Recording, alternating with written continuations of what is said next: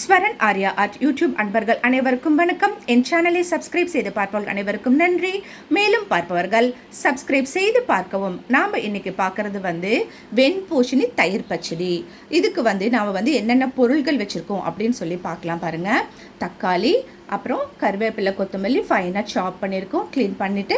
அப்புறம் பெரிய வெங்காயம் நீல வாக்கில் கட் பண்ணியிருக்கோம். இன்றைக்கி நம்ம மாங்காய் இஞ்சின்னு சொல்லுவாங்க, அது நாம் அதை க்ளீன் பண்ணி ஒரு சின்ன பீஸ் இவ்வளோ இருந்தால் போகிறோம். அதை ஃபைனாக நம்ம சாப் பண்ணி வச்சுருக்கோம். திரும்ப பாருங்கள், பச்சை மிளகாய் இவ்வளோ இருந்தால் போகிறோம். இது ஒரு கீத்து கொடுப்பாங்க இல்லைங்களா, 10 ரூபாய்க்கு, அந்த மாதிரி வாங்கிட்டு அதை நீட்டாக நம்ம இப்படி கழுவி கட் பண்ணி வச்சுக்கலாம்.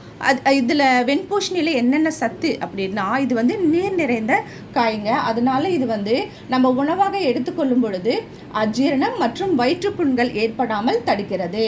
நார் சத்து அதிகமாக உள்ளதால் உடல் எடை குறைக்க உதவும். நுரையீரல் நோய், இருமல், ஜலதோஷம், நீரிழிவு நோய்க்கு குடலில் உள்ள நாடா புழுக்கள் வெளியேற உதவும். உடற்பயிற்சி செய்பவங்களுக்கு எலக்ட்ரோலைட்க்கு சமமானது. நோய் எதிர்ப்பு சக்தி அதிகம் உள்ளது.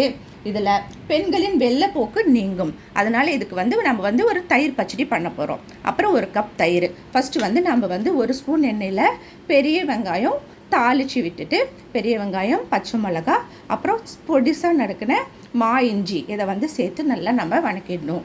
பிறகு இதை வேக வச்சு எடுத்துக்கணும். வெண்பூசணியை கொஞ்சம் தண்ணீர் விட்டு வேக வச்சு எடுத்து வச்சுக்கணும். பிறகு அந்த தாளிச்ச இதில் வெண்பூசணி அந்த சூடு ஆறின பிறகு நம்ம அந்த வாணலியில் கலக்கிடணும். பிறகு இந்த தக்காளியை பொடி பொடியாக கட் பண்ணி நம்ம சேர்த்துக்கிறோம்.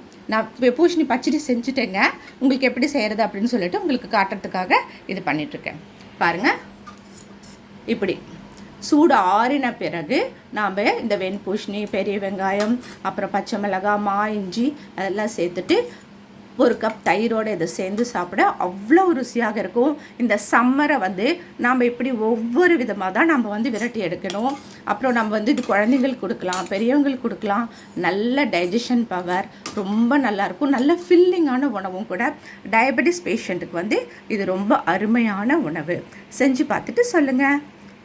ஸ்வரன் ஆர்யா ஆர்ட்.